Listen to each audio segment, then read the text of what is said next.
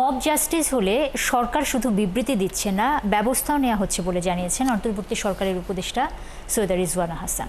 রবিবার রাজধানীর একটি হোটেলে সাংবাদিক সংগঠনের এক অনুষ্ঠানে তিনি কথা বলেন। সরকার প্রথম থেকেই বলছে যে মব জাস্টিসের একেবারেই বিরুদ্ধে সরকার।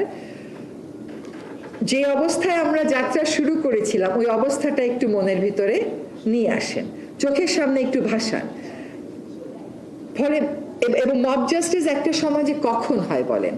যখন সিস্টেমের উপর মানুষের ভরসাটা কমে যায়, যখন বিচার বিভাগে গিয়ে মানুষ মনে করে যে সে প্রতিকার পাবে না। এই সমস্ত কিছু অ্যাড্রেস করা একটা প্রক্রিয়ার ব্যাপার।